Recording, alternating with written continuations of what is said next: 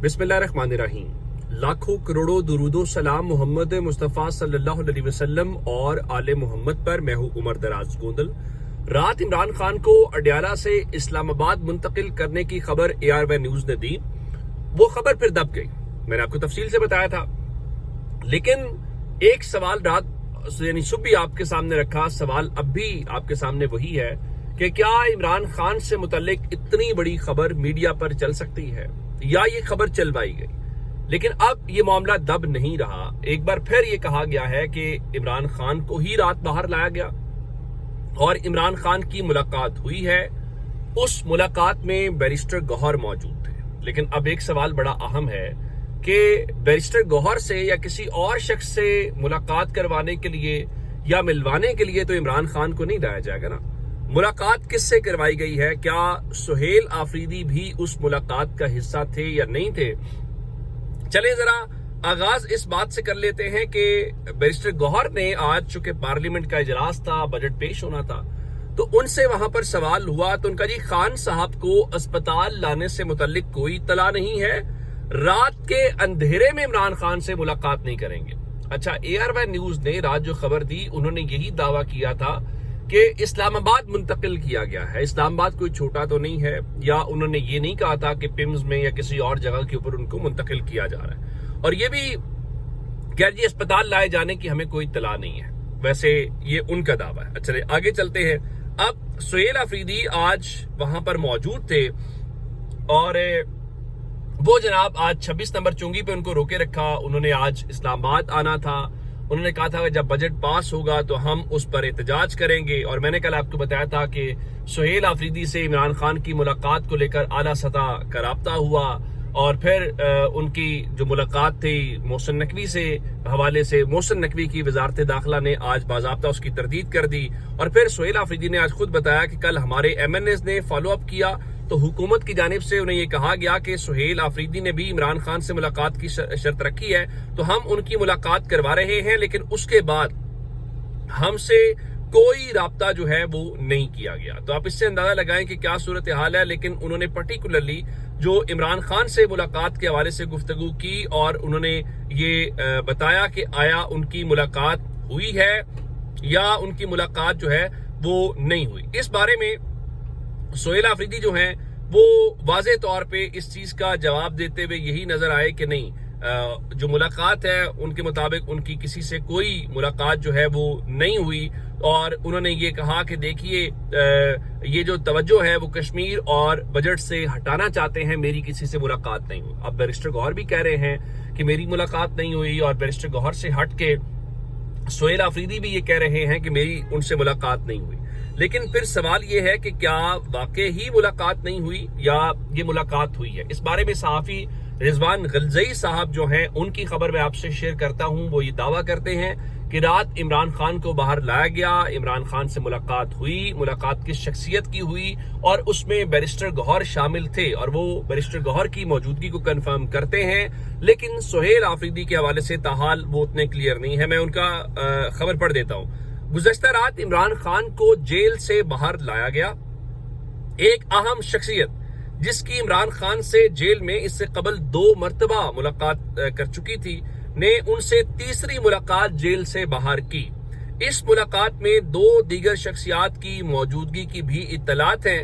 उनमें एक बैरिस्टर गौहर थे जबकि दूसरे के बारे में सुहेल आफरीदी का नाम लिया जा रहा है। ताहम सुहेल आफरीदी की मौजूदगी की ताहाल तस्दीक नहीं हो सकी। अलबत्ता बैरिस्टर गौहर की मुलाकात होना कंफर्म है।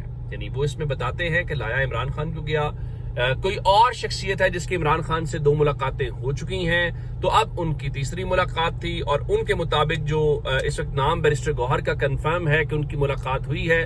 लेकिन चूंकि सुहेल आफरीदी का नाम आ रहा है तो सुहेल आफरीदी इस बारे में क्लियर नहीं है। अब इन दोनों शख्सियात को यानी बैरिस्टर गौहर ने और उनके साथ सुहेल जो आफरीदी हैं वो वाज़े तौर पे ऐलान कर रहे हैं कि हमारी मुलाकात नहीं हुई। अच्छा, इसमें एक बात जरूर है कि मुलाकात जब होती हैं इस किस्म की चीजें, मिसाल के तौर पे अगर आप उधर बात करेंगे सरकारी या उन लोगों से तो वो यही कहेंगे कि इमरान खान से मिलना कौन चाहता है, इमरान खान से बात कौन करना चाहता है। لیکن گراؤنڈ پہ سب ریالٹی جانتے ہیں کہ کمیونیکیشنز بھی ہوتی ہیں، انٹریکشنز بھی ہوتے ہیں. وہ ایک زمانے میں نون لیگ کے وہ غالباً منسٹر ہے، وہ کہنے لگے کہ سیاستدانوں سے سب سے بہترین مذاکرات یا ملاقاتوں کی جگہ تو جیلیں ہوتی ہیں. اس کی وجہ یہ ہوتی ہے کہ آپ دیکھیں نا، جیل کے باہر ہر وقت میڈیا تو نہیں ہوتا، جیل کے قریب تو کوئی عام شخص جا بھی نہیں سکتا. سو کون سی گاڑی آ رہی ہے، کون کس وقت آ رہا ہے، تو اس حوالے سے چیزیں جو ہے وہ نہیں ہو سکتی. یہ تو ہو گئی ایک بات جو ہمارے سامنے ہے.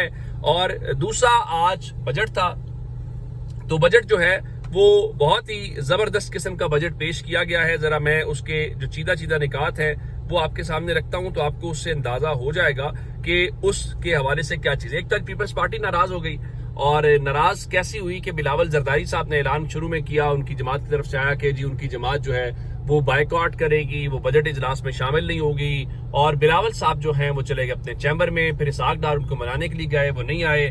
پھر محسن نقوی آئے، اور محسن نقوی کو اس ملک میں کون انکار کر سکتا ہے. تو پھر بلاول زرداری نہ صرف اجلاس کے اندر آئے بلکہ ان کی پارٹی بھی اجلاس کے اندر آئی، اور اس طرح سے پیپلز پارٹی آدھا گھنٹہ بھی سسٹم سے ناراض نہیں رہ سکی. لیکن اس وقت جو بلاول زرداری ہیں وہ بڑی واضح بات کہہ رہے تھے کہ دیکھیے جناب، بات بڑی سیدھی سادی ہے کہ ہمارا جو مینڈیٹ ہے اس کی بات کر رہے تھے، اور ان کے مطابق وہاں پہ دھاندلی ہو رہی ہے، ہمارے مینڈیٹ کے اوپر جو ہے وہ ڈاکہ ڈالا جا رہا ہے. تو ایسا نہیں ہو سکتا کہ آپ ہمارا مینڈیٹ چوری کرنے کی کوشش کریں اور ہم اس مینڈیٹ کے اوپر جو ہے وہ تالیاں بجاتے رہیں. لیکن اس کے بعد انہوں نے گفتگو کی اور کہا کہ دیامر 1 میں پیپلز پارٹی الیکشن ہار گئی، مولانا فضل الرحمان کا امیدوار جیتا. اس ڈر سے کہ مولانا اور پیپلز پارٹی آپس میں ہاتھ نہ ملا لیں، انہوں نے مولانا کے امیدوار کو بھی ہرا دیا. اچھا، اس کے بعد کیا ہوا؟ اب سے تھوڑی دیر پہلے پیپلز پارٹی اپنے اس مقصد میں کامیاب ہو گئی ہے، کیونکہ پیپلز پارٹی بجٹ سے نکلی بھی اسی لیے تھی کیونکہ بجٹ پہ آج ووٹنگ تو نہیں ہونی تھی نا، بجٹ بس پیش ہونا تھا. تو پیپلز پارٹی یہ چاہتی تھی کہ بھائی جی بی کے اندر ہم جیتے ہیں تو جی بی کے اندر ہماری ہی حکومت ہونی چاہیے.